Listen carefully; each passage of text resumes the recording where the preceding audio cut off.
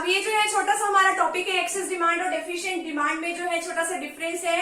अब इसका मीनिंग क्या कहा गया है इसमें एक्सेस डिमांड में कि जो एग्रीगेट डिमांड है, एक्सेस डिमांड है तो एग्रीगेट डिमांड क्या होगी, ज्यादा होगी। किससे ज्यादा होगी, एग्रीगेट सप्लाई से। अब इसमें क्या होता है कि जो डेफिशिएंट डिमांड में डिमांड क्या होगी, एग्रीगेट डिमांड कम होगी। किससे कम है, हमारी एग्रीगेट डिमांड सप्लाई से कम है। नेक्स्ट क्या है, इन्फ्लेशनरी और डिफ्लेशनरी गैप। इसमें इन्फ्लेशनरी गैप होगा, क्यों, क्योंकि अगर जो प्राइसेस हैं वो क्या होंगे, इसके अंदर बढ़ेंगे, क्योंकि अगर डिमांड बढ़ेगी तो प्राइसेस बढ़ेंगे, तो इसमें इन्फ्लेशनरी गैप आएगा। ठीक है, अब इसमें कौन सा गैप आता है, डिफ्लेशनरी गैप, प्राइसेस कम होने की वजह से।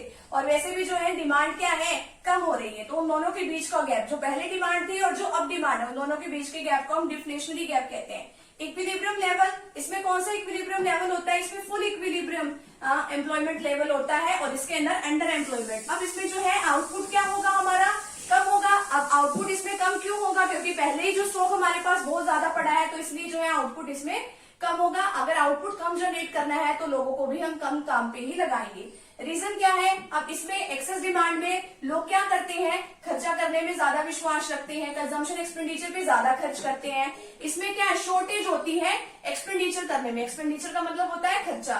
ठीक है, क्यों, क्योंकि जो है लोग कंजम्पशन एक्सपेंडिचर पे कम खर्चा करेंगे। Next impact on output and employment. अब इसमें जो है जितना हम एम्प्लॉयमेंट कर सकते थे, क्योंकि फुल एम्प्लॉयमेंट लेवल है, जितनी सप्लाई बढ़ा सकते थे हमने सारी बढ़ा ली, लेकिन अब इसके ऊपर कोई फर्क नहीं पड़ेगा। It does not affect the output and employment as economy is already operating at full employment level, क्योंकि इकोनॉमी पहले ही फुल एम्प्लॉयमेंट लेवल पे, उसके बाद वो क्या बढ़ाएंगे, उससे ज्यादा तो लोग भी नहीं है। नेक्स्ट है it leads to fall in output and employment due to shortage of aggregate demand. इसके अंदर जो है सब कुछ कम हो जाएगा, आउटपुट कम हो जाएगा, एम्प्लॉयमेंट कम हो जाएगा एग्रीगेट डिमांड के कम होने से। प्राइस पे क्या इफेक्ट पड़ेगा, इन्फ्लेशन आ जाएगी। इन्फ्लेशन का मतलब कि जो प्राइसेस है वो बढ़ जाएंगे, जिसमें क्या होगा, डिफ्लेशन आएगी। जो जनरल प्राइस लेवल है वो क्या हो जाएंगे, कम हो जाएंगे। तो इस तरीके से छोटा सा डिफरेंस है, तो फटाफट से अभी आप इतने का स्क्रीनशॉट ले लीजिए।